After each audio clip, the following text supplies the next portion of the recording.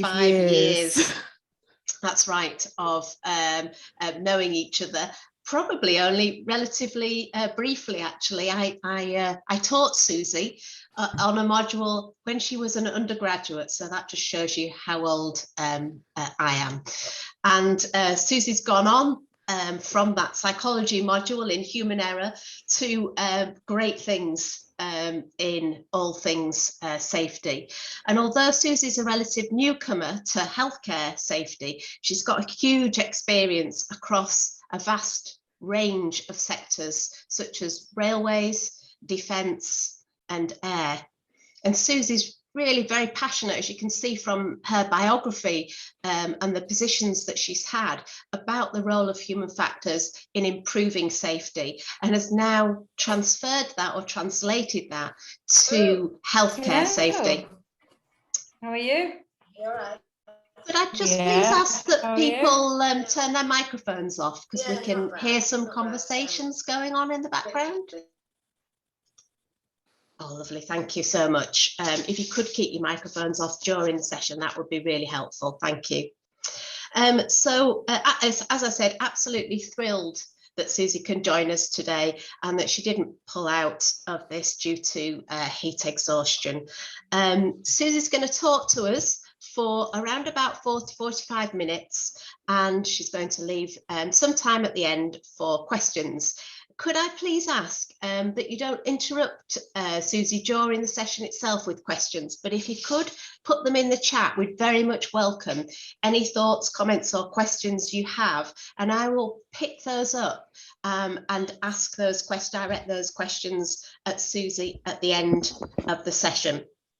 The only other thing to say is that we will be recording this session so that we can host the seminar on our YQSR YouTube, that's the Yorkshire Quality and Safety Research Group YouTube platform. So I hope that that is okay with everybody. If you don't want your face to be shown, please turn your camera off, but Suzy would welcome seeing some faces, so please don't all shoot to turn your camera off straight away. It's not very satisfying talking to a blank screen, Suzy, is it? So without further ado, I'm going to hand you over to Suzy, and again, welcome her to the Yorkshire Quality and Safety Research Group seminar series. Thanks, Suzy. Thanks, Rebecca, and thank you everyone for having me today. As Rebecca's mentioned, I'm relatively new to the field of healthcare, so please be gentle. I started November in the Healthcare Safety Investigation branch, so, you know, not quite a year yet, so it's all still a new world to me, which is why I have titled the talk Human Factors in HSIB and Beyond, because I know a bit more about that, but hopefully the two will be interrelated. So first things first, human factors, what is that? It's a good question. People will debate it forever, particularly if you go to the Chartered Institute and Ergonomics Human Factors Conference. It's all that happens in the bar. So human factors is also known as ergonomics. And generally in other countries, over in France, places like that, they generally use the term ergonomics. Human factors is more of an American, UK kind of term. But for a lot of people, ergonomics still means, you know, is it a chair? Is it a comfy pen? And it is still that kind of thing. We do get involved in that as well, but generally I see human factors as a lot wider.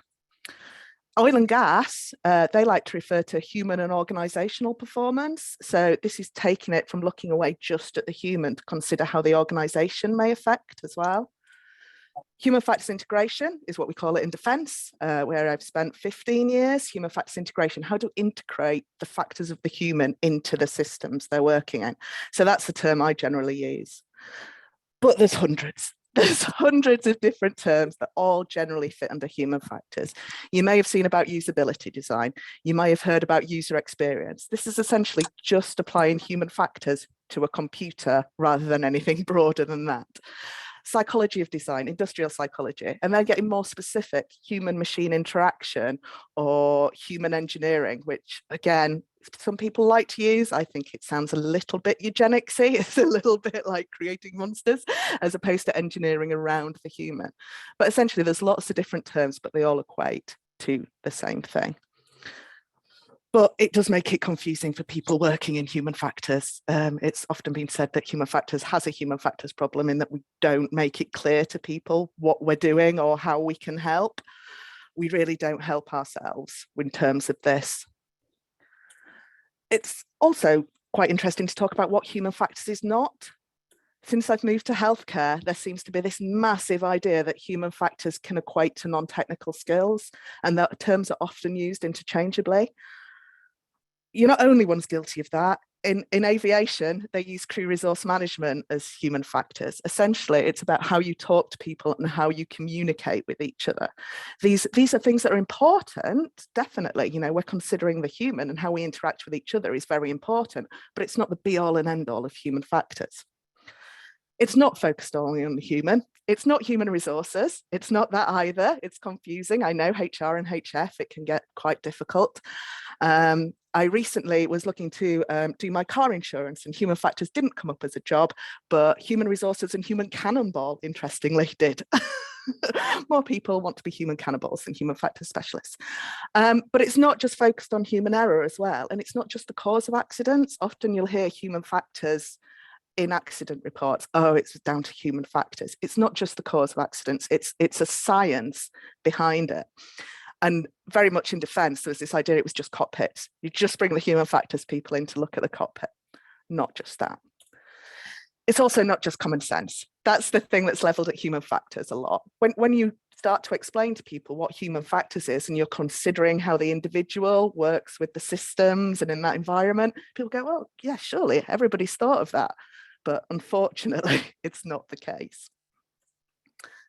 So how can we define it? What's the best ways to define it? As I mentioned, this is how we do it in defense. We've got a number of domains, and these all interact. So the first one is manpower. You can tell it's defense because it's man as opposed to people power. But yeah, it's manpower. It's the physical number of people you need to be able to do a job. Have we considered that from the outset? How many physical people we need? And then the personnel, what type of people do we need? You know, should they be good at this skill? Should they be good at that skill? And then the training, how do we train them to be good at their job? And then human factors engineering, which is where I've spent a lot of my career, designing the systems, designing the cockpits, designing the interactions, the machines that people interact with. How can we design those better around our human fallibilities? But also considering the health hazards, you know, the dangerous places we're putting people in, and the actual safety of the systems itself. Almost like an afterthought, but it's pretty much key now, is this social and organizational aspect as well. How do people interact with each other? How does the organization treat people? I'll come on to all of these in a little bit more detail. For those of you with a patient safety background, you might recognize some of these as translating into SEIPS. There are a lot of the same issues, there are a lot of the same cornerstones, and this is very much where it's come from. It's from this systems engineering approach of how we go out and how we consider the humans in the system. But ultimately, in layman's terms, this is a quite nice way to explain human factors and the science of what we do. Can these people, with this training and this equipment, carry out everything they need to do? It should probably say yes to a requisite standard within this organization and this environment. So it gives us lots of different things to look at, and the interaction between each of those is really where we sit. So this is where HSIB come in. It's too easy. You'll often see, if you read patient safety reports, traditional old ones, the blame is on the individual at the sharp end. If you're familiar with Reason's Swiss cheese model that comes through, it's the chap or chapess at the sharp end that often gets the blame. They're the one left carrying the can. And therefore, a lot of the recommendations you see when you're reading investigations reports are they should be trained better. And it's not as simple as that. You might be familiar with this hierarchy of controls, and what are the most effective controls to put within a system to prevent this error? If you can't eliminate the error, could you substitute it? And only then do you get down to, could you design against it? Or could you just tell people not to do it at the administrative level? Below that, it's just kind of like put them in the PPE and hope for the best. But that's the kind of level we look at. So in HSIB, what we do is we try and look at these systems factors and what we can fix higher up the chain, so that we can make the recommendations nationally to the different bodies, as opposed to just going into the individual trust and going, train your nurses, train your doctors a bit more. So that's kind of where we fit. So HSIB itself, we're independent safety investigations. We are currently hosted by NHS England, but there's a new act gone through Parliament that will give us more regulatory powers. And we might be able to move out of there. So there's a bit of transformation happening. But ultimately, our MO is the same. We don't apportion blame. We don't apportion liability.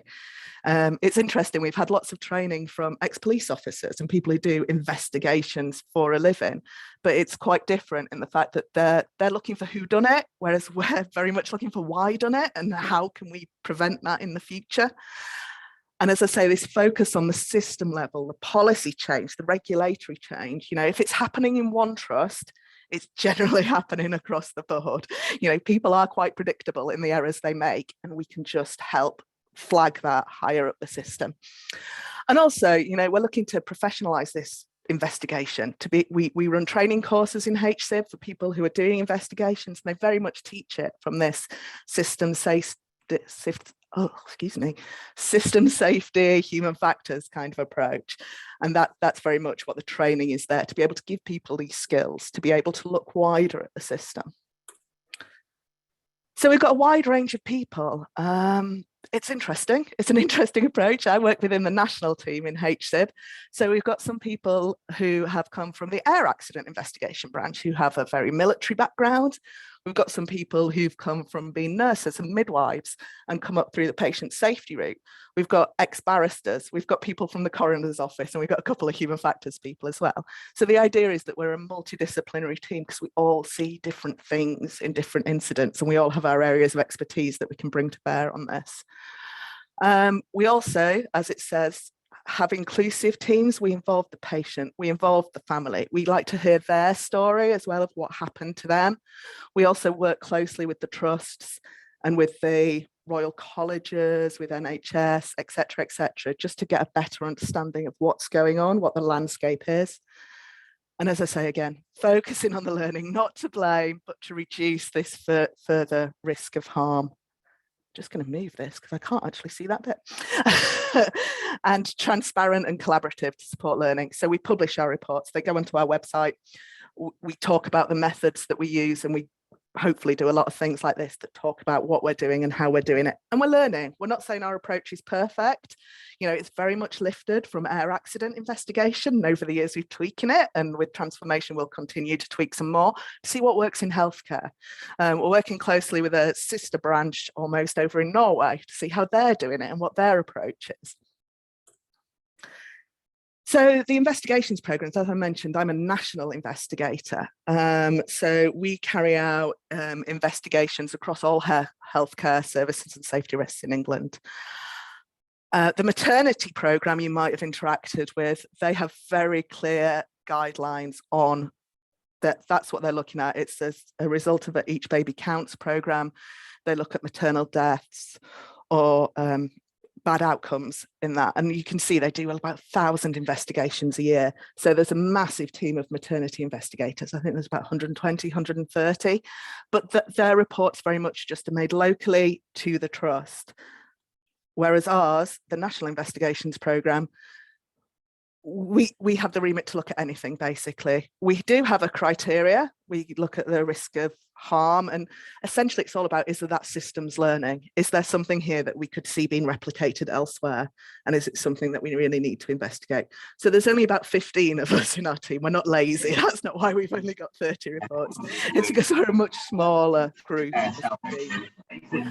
So we don't replace the local investigations. It'll often be that actually the trust themselves will have done a local investigation, and then the trust can refer them to us and say, look, we think there's something else here, or we think there's learning for the wider system here. Can you come and help us with this? So we do get involved that way. We can also have referrals from family, our members of staff, etc. But sometimes it is the trust. And all these reports, you can go to the HSIB website now and you can see some of the reports that we've published and some of the recommendations that we've made. There's 70 national investigations as of April this year being published on the website, with over 200 recommendations to lots of different organisations in there. So sometimes it'll be to NICE, to NIHR, to CQC, all these different acronyms that I've just learnt, all these different places. And often it's quite difficult trying to work out where these investigations should go. There is often a bit of a looking around at each other in the room and going, I think it's you, I think it's you, I think it's you. And people, but we do try and get the recommendations agreed with the stakeholders before we publish, just so we know that they are going to get some traction and going to go somewhere. And again, hopefully with the new regulation coming in, the new act, we'll have more powers to enforce that as well. We generally make recommendations in and they have 90 days to respond, and then we can keep chasing if we don't think it's good enough. So if you are interested, please go download some reports, have a look. There's a wide variety. At the moment, for example, I've got an investigation on a never event where an incorrect graft was placed in somebody. I've got another investigation into morphine toxicity following sickle cell crisis. I've got another one about access to CAMs. It's a really wide remit of what we can look at. So how do we actually do these investigations? So as I say, they can come in from a variety of sources. So from the trust themselves, from referrers, from family, etc. And they come into what's called our intelligence unit. So these are safety scientists that we have within branch who quite happily will talk to people on the phone and decide whether it meets our criteria. We don't want to just go after complaints. We don't necessarily want to go after stuff we've already done before. We want things with the system learning. So the intelligence unit will identify cases and they'll bring it to a branch-wide scrutiny panel where we can all dial in and we can all anonymously say what we think about each of the cases, and essentially we make a decision whether we take it forward to the next stage or not. So if it goes forward to the next stage, we contact the trust, we contact the family, we set up the interviews, we access the medical notes, we do all this kind of background research. But this stage one is really very much just looking at that initial event, that reference event that has been referred to us, and just seeing where there might be issues that could be national. So once we've done all the interviews, once we've spoken to everybody, once you start to see themes, you start to see where you think the issues might be and what you might want to look at nationally and where you might be able to have influence, because that's it as well. It's where can we make realistic recommendations? If you keep tracing the incidents back, you will always say there's a manning issue and there's a workload issue. But what can we do about that? Can we make recommendations in the interim, or do we actually go after those big recommendations? Where will they land? Where will they hit? So at the scoping, we will agree which areas we're going to look at, because as you can imagine, with an investigation, there's lots of different things that often have led to that event. And it's just trying to focus on which ones we can get the recommendations out. All the other information goes back into the system to look at for other events as well, but we try and just focus on 2 or 3 things per report. So once we proceed to national, we start to look at the wider system. We go out, do observations at other sites. As I said, if it happened in one hospital, it probably happens in others, but also is there best practice we can see in other organisations that might help us. So we start again to refine our recommendations where they're going to be based at, and we agree these with the stakeholders, issue the report, easy as that. Except obviously it's really not that easy at all to get all these people into a room and agree all this.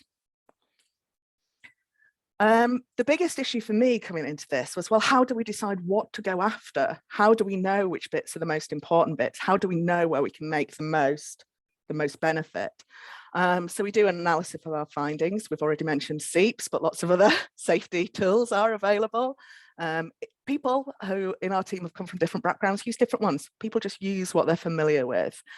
And I think it's important to say that people can get really hung up on which methods are used. Essentially, all of them are just safety rails. They're all just handrails to help you almost structure your thoughts.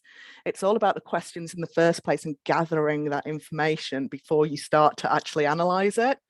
If you haven't asked any questions about the patient, if you haven't asked any questions about the physical environment, it's not necessarily going to be drawn out in your analysis later on. So I wouldn't get too hung up on the analysis methods, would be my word of advice. So once we've done this, we go back to the multidisciplinary team and the medical directorate and agree what we're actually going to focus on. Have we got something elsewhere? If we have mentioned something elsewhere, if we do have a similar report, do we still want to make the same recommendations? Do we need to trace where those recommendations are up to? Do we reference out to it? But also, if there's lots of work going on elsewhere, then maybe we don't want to put, our limited effort into that.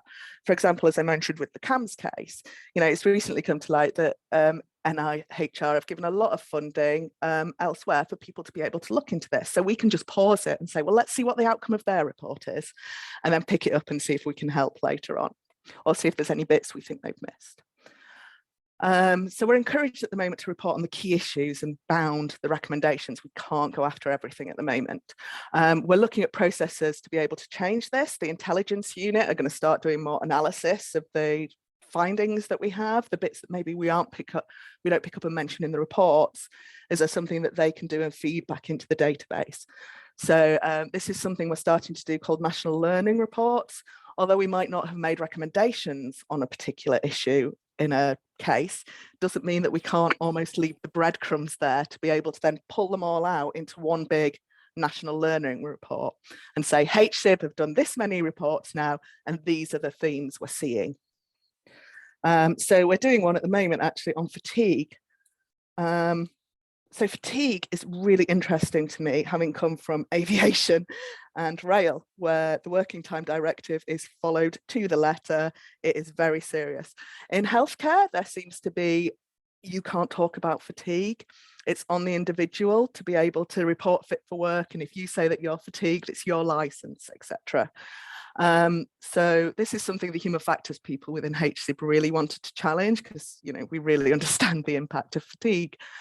So what we started doing is asking these questions when we do any investigation.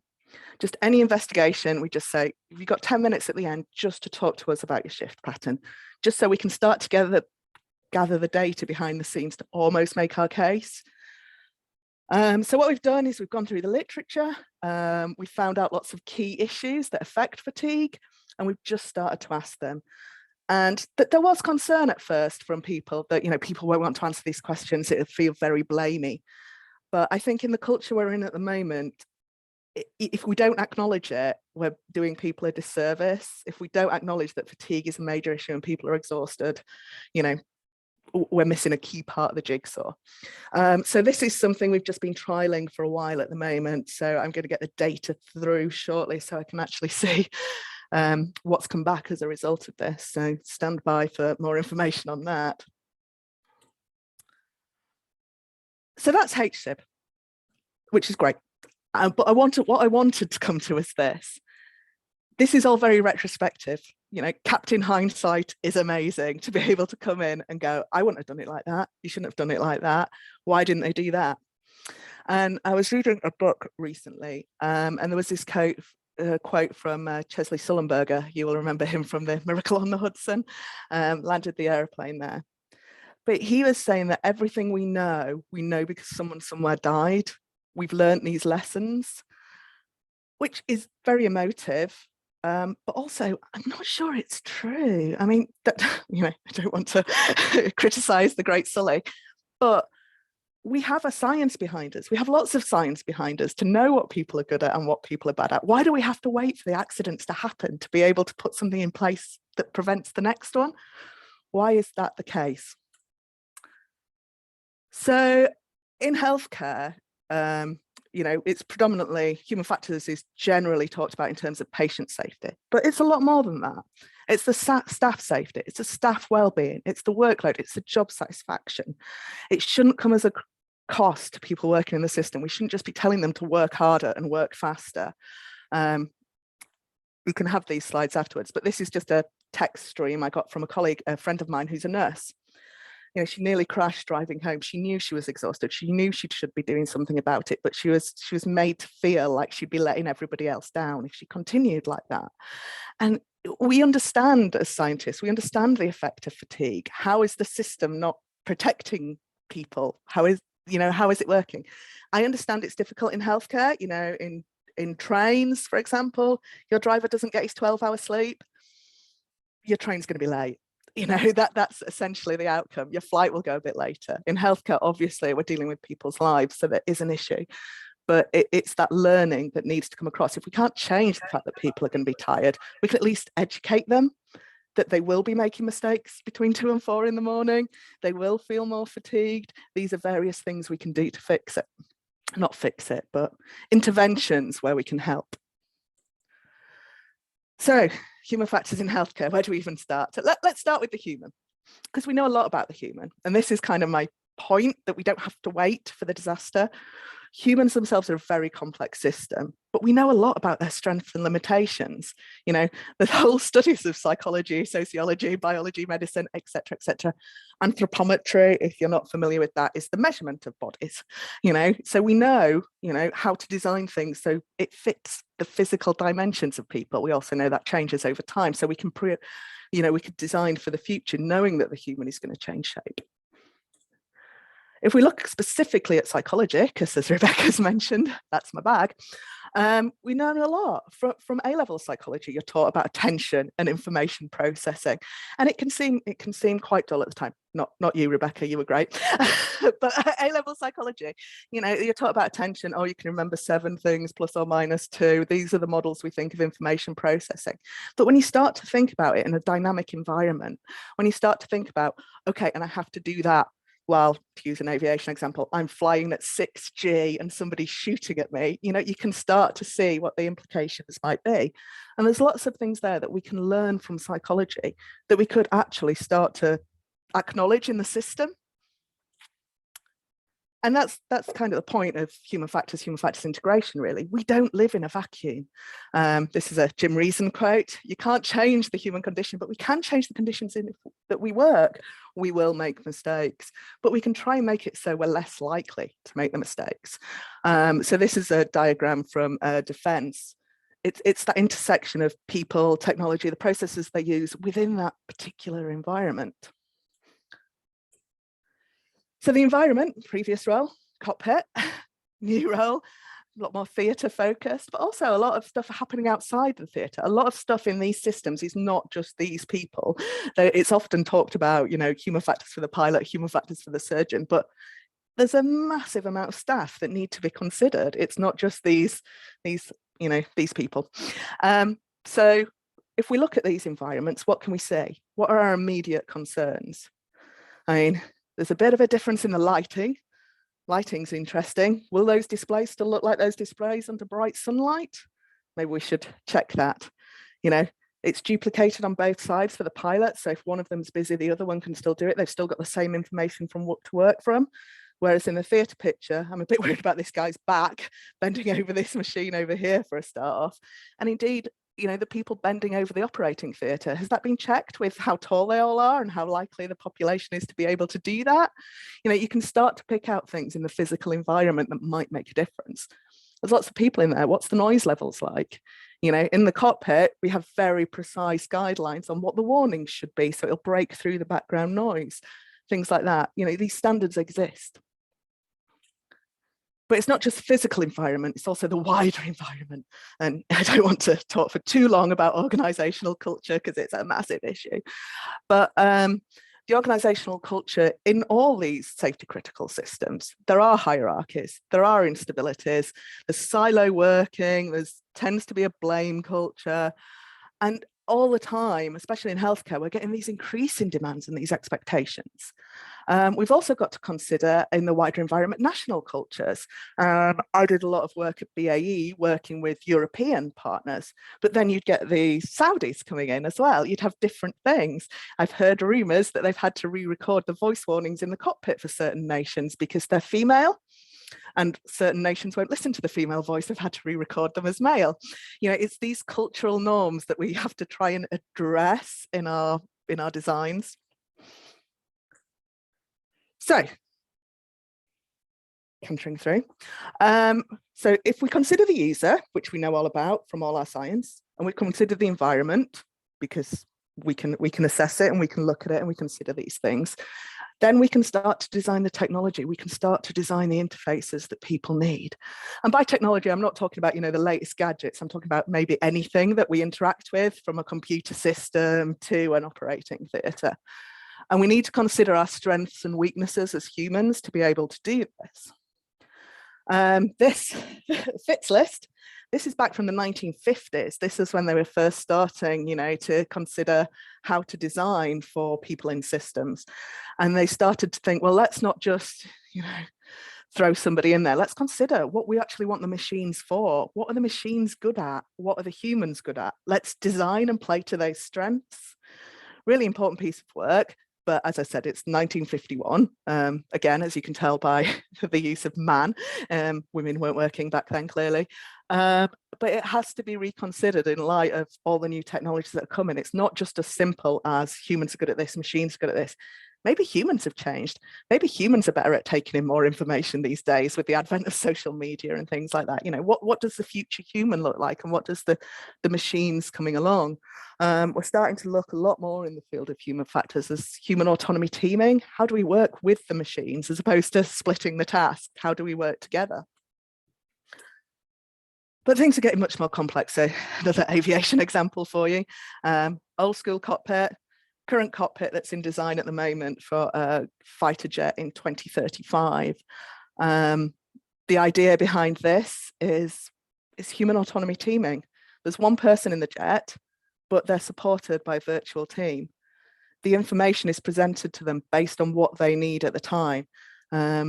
You'll see on the pilot there, they've got a panel on their chest. We're monitoring their physiology. Can we start to tell when maybe they're stressed, overloaded, or even just not getting enough oxygen, or more physical things like that? If they're getting gravity-induced loss of consciousness, which, you know, does result in a lot of aviation accidents. If we can start to monitor the human, just like we'd always monitor the machine, you know, we can get that information and we can get that teaming to work really nicely. But it's complex. It's complex, and it's been a long time getting here. I don't want to lecture you about human factors in aviation necessarily, but I think this is quite interesting if you see the timeline and you try and see where healthcare fits at the moment. You know, back in World War I, where it first became like the focus was on, can we get the best pilots? Let's just get people who are good on horses, they'll be good at flying. You know, that was very much the idea. And then they trained them to be good.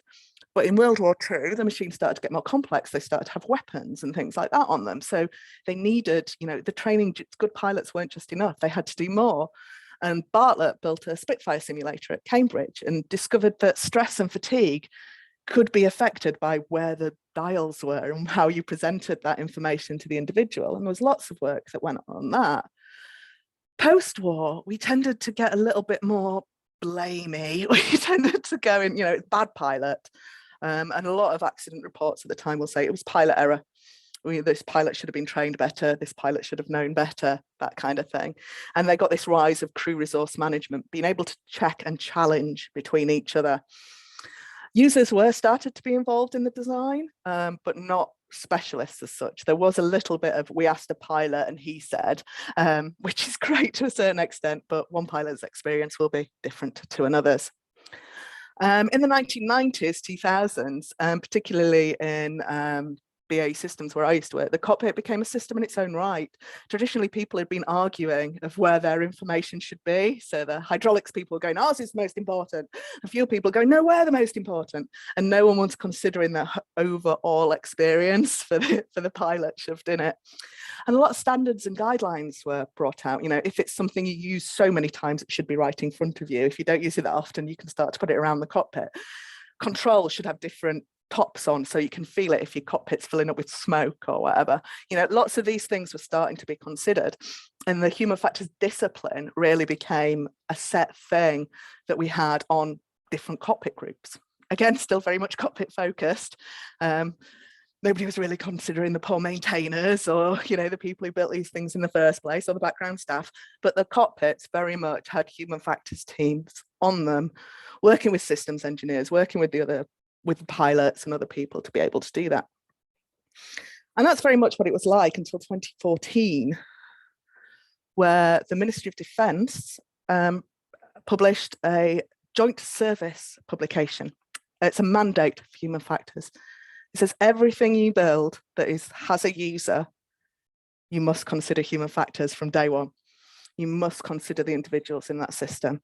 So I remember getting a phone call from somebody saying, oh, I've got this tender for the Ministry of Defence and they want me to write about human factors, but it's not a cockpit, it's not a turret. I don't know what they want me to do the human factors on. It's just software. And I said to him very politely, is anybody going to use this software? And he said, yes, of course. It's like, right, okay, do you think they might want to always have the back button in the same space? Do you think they might always want a consistent font throughout? Do you think they might want some kind of style guide behind this?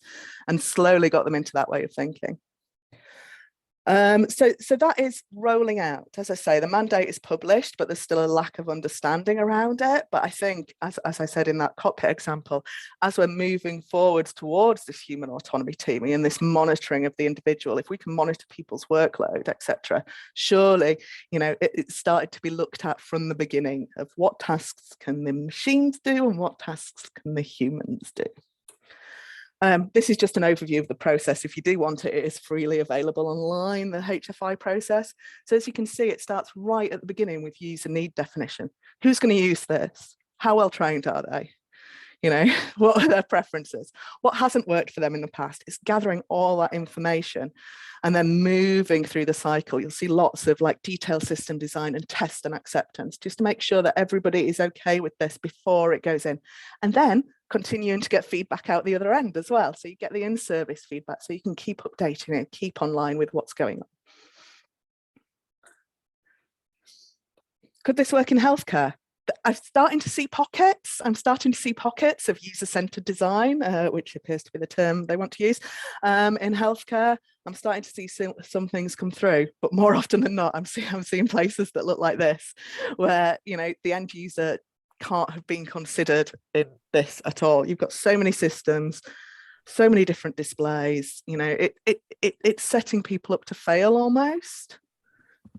It's one of those things, you know, like on your driving test where you go spot the hazards. It's like, I'm sure we could all sit there and spot what could potentially go wrong in some of these cases, apart from a minion being in charge. So yeah, so this is something that came out of the PSTRC. I got that right? The day we had the other week. Francis Healy was talking about what Mary Dixon Woods had said, the admirable problem. He spent a long time in healthcare going, oh, we have a massive issue with patient safety. People quote the numbers, people quote the cost, people quote the, it's like, okay, so what are we going to do about it? You know, we can keep admiring it and we can keep looking at individual incidents. We definitely do learn from them. We can keep doing that, but is there a more proactive approach that we can take? We know we've got challenges in terms of staff shortages, workload. Could we start to look where technology can help? You know, what low-level tasks could we automate? What are people willing to get rid of? It's an interesting journey going on. It's something I did with pilots at BAE. You know, if you start to talk to them and go, we will automate your radar modes, their immediate reaction is, no, I need control of my radar. I know it best. And then you start to explain, you know, there's thousands of different modes, and they go, oh, okay, maybe actually the computer can work that out quicker than I can. But it is a journey, especially when you've got these highly professional, highly skilled people, to be able to go, do you know what, that's not the best use of your time. We need you for these things that you're good at, and actually machines could actually help you with this. So it's not a find and replace, it's a working together kind of idea, which I guess is the whole human factors, you know. Exactly, back to our original question. Can these people with this training and this equipment carry out all these tasks to the standard in this organisation environment? And I guess my question for this forum is, and you know, in my life in general, and if not, what can we do to help them? What can we as researchers and HF practitioners and people in other industries, what can we do to make their lives easier? And that's it. That's my quick canter through. Thank you so much, Suzy. Think a quick round of applause if people want to take their microphones off mute, or just, yeah, thank you. Sorry, I'm boiling. I bet you are. I bet you are. That's not easy to run through that amount of content in 40 minutes. So thank you so much. We do have quite a few questions. So I'm going to go straight to other people rather than kick off with one of my own. And I think it was Elizabeth who actually was first in the chat with a question. So I'm going to come straight to Elizabeth Box. Hi there, Suzy, thanks so much for that presentation. Really interesting to hear what you're up to in the Healthcare Safety Investigation branch.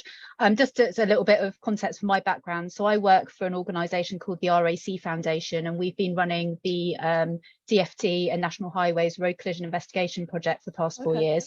And you're probably aware that now there's been an announcement that a road safety investigation branch is going to be set up as a result of that work. So, you know, obviously we're looking to other branches like you've worked in before about different approaches and how we can apply that in roads and learn from the things that you're doing.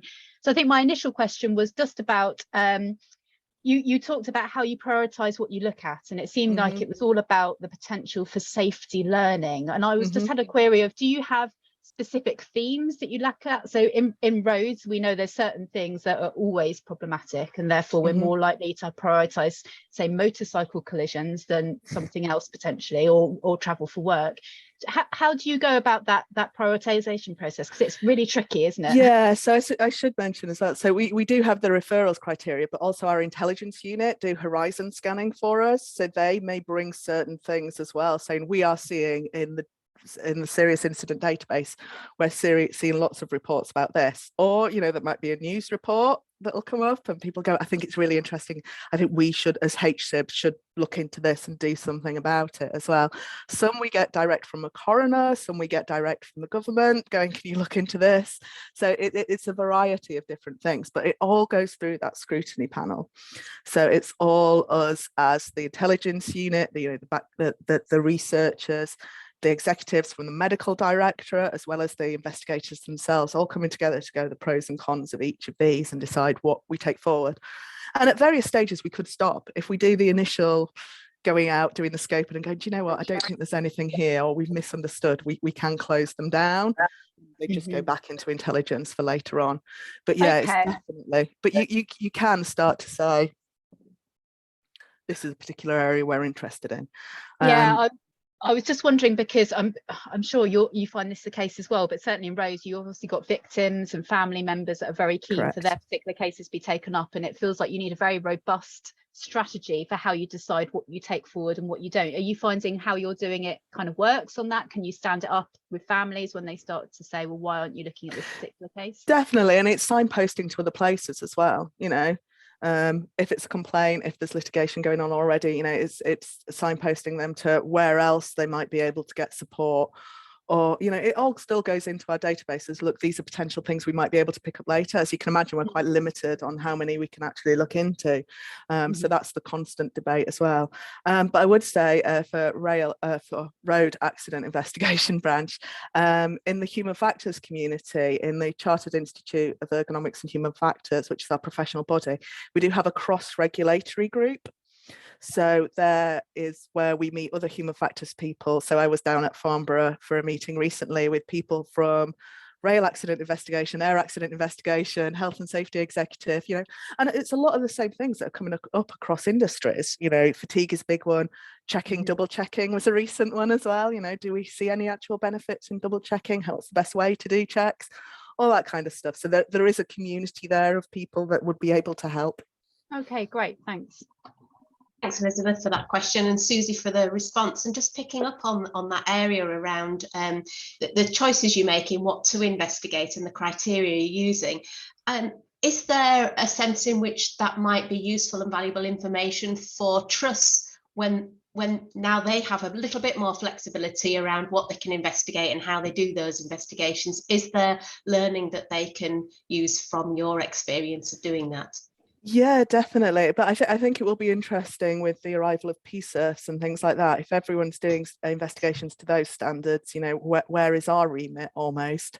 So I think it's definitely something. We've just trialed local investigations as well, where we've actually gone out to trusts and said, give us something you've not investigated, you know, give us something that maybe has caused no harm, because, you know, you can't, you know, a near miss, give us some of those that we can go away and look into as well. So yeah, liaison with people. I think HSIB was launched quite quietly because they were quite, I think, apprehensive about how many reports could come in. Whereas what we're seeing now is actually people don't actually know we exist in a lot of cases. So it's getting that balance right between getting the information out there. And I think that especially now we're transitioning during this during this new period of transition, we're going to become HSIB, and the maternity section are going to be something else entirely.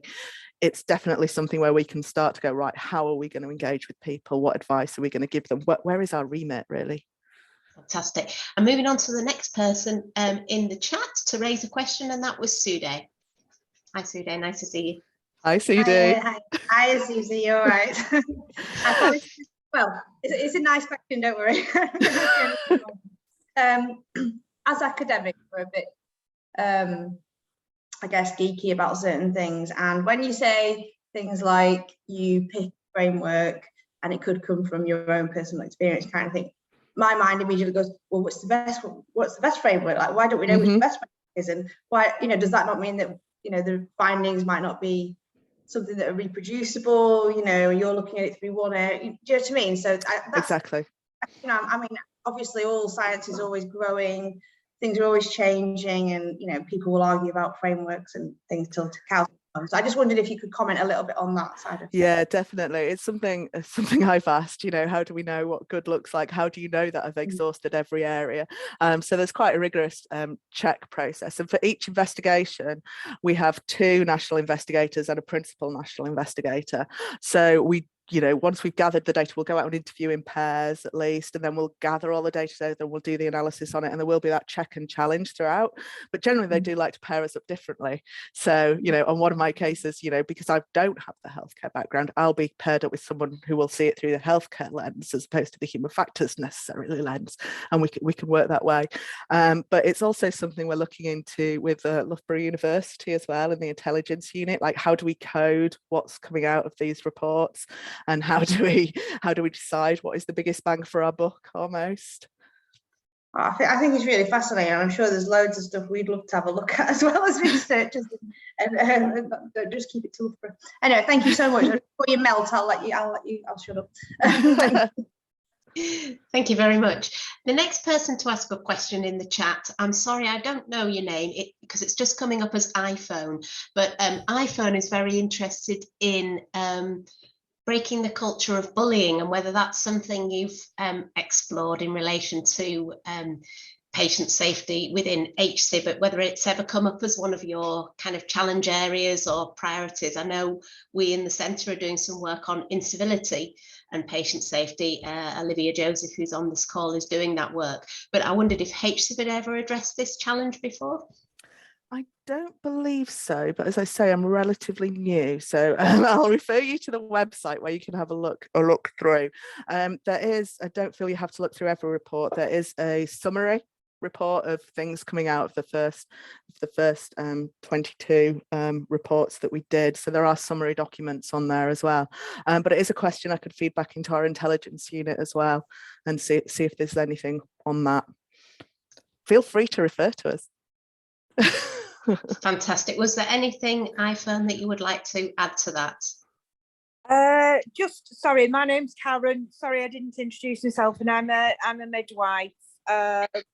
So obviously with Ockendon's recent sort of findings and my personal experience working with the NHS, there is a culture. There's undeniable culture.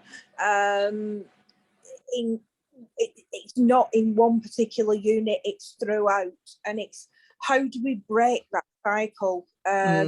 Because the problem is with people like the CQC coming in, it's almost like, I always remember Billy Connolly saying that the Queen always thinks the world smells like new paint. Yeah. 3 inches in front, there's somebody painting a wall. It feels like we need some sort of intervention where people go in almost undercover and can expose these sorts of behaviours and change that culture. Do you know what? It might be an interesting one. Now we've gathered the data on fatigue, it might be something we can start to ask questions on, because that's one of the things that we can offer as HSIB is we are a safe space. We don't name the trust. We don't name the individuals involved. We're looking at the system, so we won't name people. We will, not highlight that. So it is very much a safe space. So if you think it's something worth investigating, then definitely it's something that maybe we could start to look at, just adding those questions to the rest of the It's interesting, actually, when I started asking the fatigue questions, it opened up just a whole new line of I was going to say that of experience of people going, actually, I've spoken to you for an hour now, but now I feel comfortable with you, and now you're asking me these questions, I can actually open up and I can tell you what it's been like.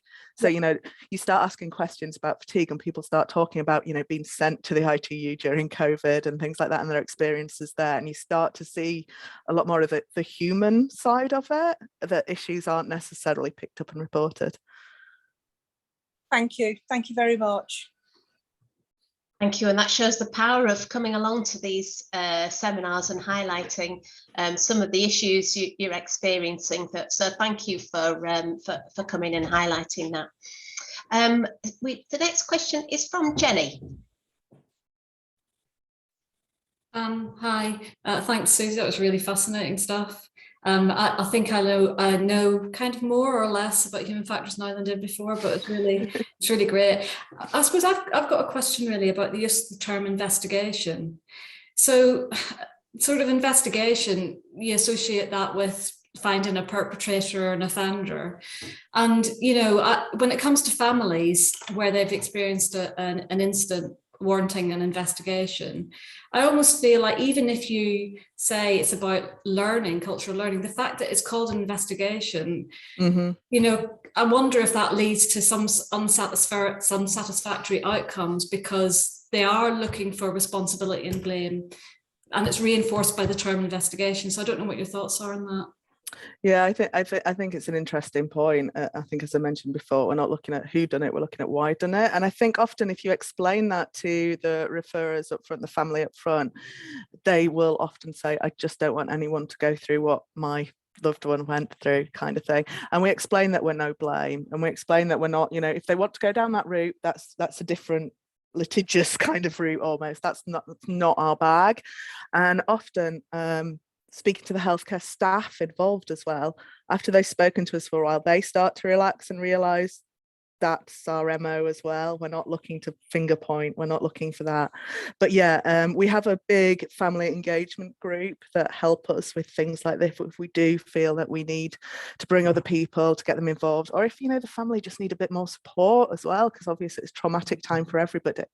And unfortunately, by the time we get involved, there's sometimes already been an investigation at the trust, and you feel like you're hauling over the coals once again. But hopefully being able to signpost people to, look, this is going to make a difference, hopefully at a top level, not just in that trust. You know, they start to see the benefit of it. You know, if you punish one person, somebody else is just going to come in and make the same mistake. And it's trying to get that understanding across.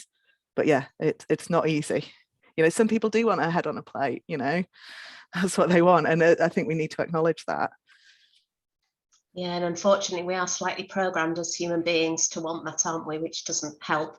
I'm going to come to Will next for a question. Will's actually doing a PhD on this topic of how to get the most out of investigations and recommendations from those investigations. So, Will, over to you. Hi, Suzy. I think a really interesting talk, and we've met actually and had a chat anyway before. But I was just interested in thinking about how many different industries you've worked in.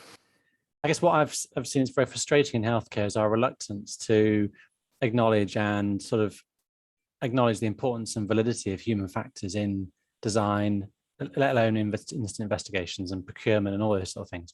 And I guess what I was wondering was, in your travels through other industries, have you found an industry where they are more on board with it, and why do you think that is? I don't know whether that's... I think yes, more people are more on board with it. Generally across the board, more people are involved with it. There has been this issue in healthcare that people seem to think that you can't come in and help healthcare do human factors, and that you wouldn't understand it if you're not a healthcare professional. So they've not had that experience of people studied, immersed in it, used to doing the cost benefit trade-offs. There's a lot of work with academics going on to do the research, but there's not those people on the front line going, actually just change that, just move that, just do this. So other industries do have I'm not saying they're perfect. I am not saying they're perfect. The amount of times I've had to explain the difference between human machine interaction, human factors integration, and blah blah blah blah blah. The amount of times I'm brought in to shout at people is, you know, it's different. You know, there's different industries that have this. Oh, Sorry, my curtain just fell down. But yeah, there's a lot more. I think interestingly in healthcare though, I've been speaking to a colleague over in Canada, and they seem to have a much more proactive approach to it, to the extent that the area he works, all their hospitals are designed the same. All their storage systems are designed the same.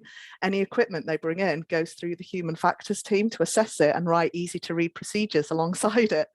And they're just there based across these trusts if an incident happens to go in to look, or just if somebody wants advice going, you know, we're setting up this new room, how best can we do this?